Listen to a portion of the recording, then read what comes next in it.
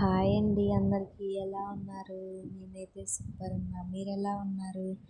Welcome to my channel. Welcome to Lakshmi Prasad.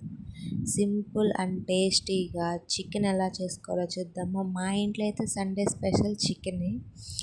ఎలా చేయాలో చూద్దామా. ఫస్ట్ చికెన్ కడిగి కడిగి పక్కన పెట్టుకొని దాంట్లో పసుపు, ఉప్పు, అల్లం చిన్నులపాయ పేస్టు, ధనియాల పొడి, garam masala, 2 table spoon oil వేసి బాగా మిక్స్ చేసుకొని పక్కన పెట్టుకొని ఒక కడాయి పెట్టుకొని ఆయిల్ వేసి ఆనియన్, మిర్చి వేసి బాగా ఫ్రై చేసుకోవాలి.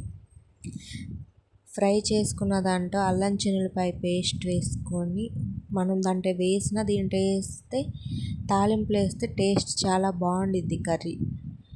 కొంచెం అల్లం చిన్నులపాయ పేస్ట్ వేసి బాగా మిక్స్ చేసి పచ్చి వాసన పోయేంత వరకు ఫ్రై చేసుకోవాలి. పచ్చి వాసన అంతా పోయేదాకా ఫ్రై చేసుకున్న తర్వాత మనం ముందుగా కలిపి పెట్టుకున్న చికెన్ని వేసి బాగా కలిపి 5 మినిట్స్ మగ్గనివ్వాలి.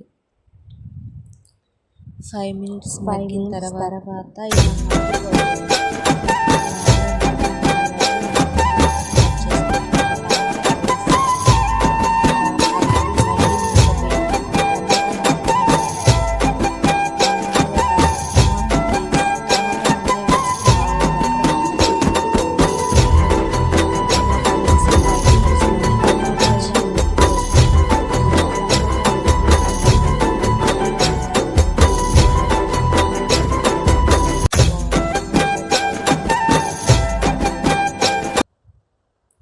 కారం వేసి కలదిప్పి మళ్ళీ 5 మినిట్స్ మళ్ళీ మూత పెట్టుకొని కారం అంతా ముక్కలో పట్టిందాకా ఉంచాలి.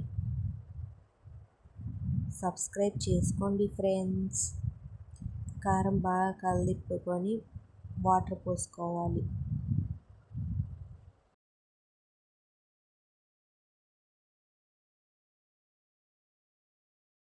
ఇలా మూత తీసి